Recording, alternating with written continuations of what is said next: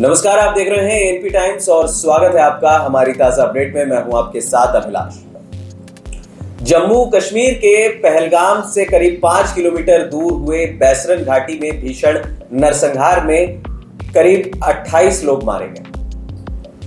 मरने वालों में एकमात्र कश्मीरी जो थे उनका नाम है सैयद आदिल हुसैन शाह। जी हां, हम आपको बता दें कि जिस तरीके से आतंकवादियों ने बेरहमी से निहत्थे पर्यटकों को मारा, उनका धन पूछकर मारा, किसी की पैंट उतरवा कर मारा, किसी के पॉइंट ब्लैंक पे गोली मारी, लेकिन इस बीच सैयद आदिल हुसैन शाह की बहादुरी की भी कई लोग तारीफ कर रहे हैं। दरअसल शायद इस देश में हिंदू होना एक गुनाह हो गया है। अपने ही देश में देशवासी जो है वो सुरक्षित नहीं है।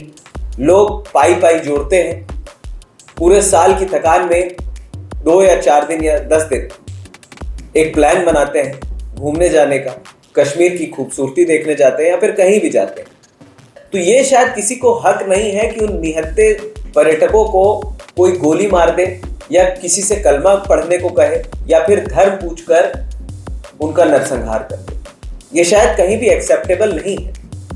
और ये सबक शायद सिर्फ आतंकवादियों को ही नहीं बल्कि पाकिस्तान आर्मी को भी सिखाना होगा।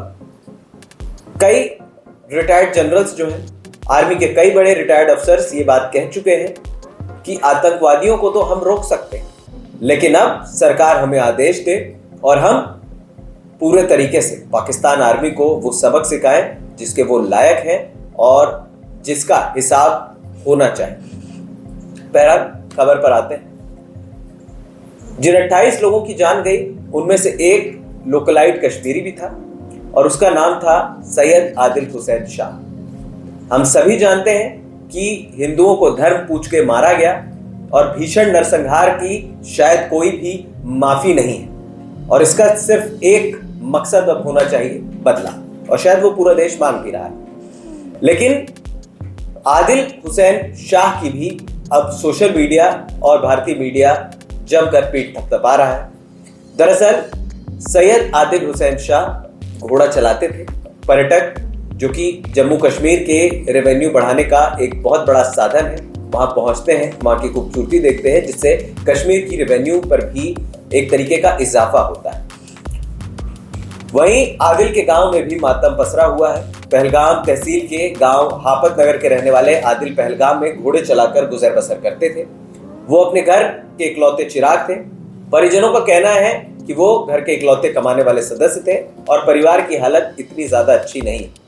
लेकिन आदिल की मां ने कई ऐसी बातें कही हैं जो शायद हर एक हिंदुस्तानी को हिम्मत दे रही है और ये भी बता रही है कि एक कश्मीरी ने कैसे पर्यटकों को बचाने की कोशिश की। दरअसल आपको बता दें कि आदिल शाह का एक बेटा था, लेकिन कुछ दिनों पहले ही उसकी मौत हो गई थी। मौत के बाद आदिल की मां की हालत काफी खराब। बहरहाल आदिल की मां ने साफ तौर पर यह कहा कि हम बस इतना चाहते हैं कि जिन लोगों ने भी इस घिनौने कृत्य को अंजाम दिया है उनका हिसाब होना चाहिए। दरअसल बताया जा रहा है और कई मीडिया रिपोर्ट्स में दावा किया जा रहा है कि जब उन निहत्थे पर्यटकों पर या यूं कहें कि उन निहत्थे हिंदुओं पर आतंकवादी अपनी कायरता बरसा रहे थे या यूं कहें कि गोलियां बरसा रहे थे, उस दौरान आदिल ने उन्हें रोकने की कोशिश की।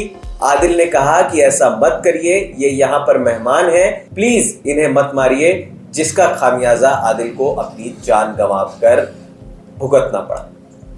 आदिल ही नहीं, शायद उनके पूरे गांव में मातम पसरा है। उनकी मां ये कह रही है कि हम सभी के साथ हैं, जितने भी लोग मारे गए हैं उनके परिवारों के साथ मेरी संवेदनाएं हैं। मेरा भी बेटा चला गया है, लेकिन मैं बस इतनी मांग करती हूं, मैं हिंदुस्तान की सरकार से ये मांग करती हूं कि जिन लोगों ने भी मेरे बेटे या दूसरों के बेटों को मारा है, अब उनका परमानेंट इलाज होना चाहिए।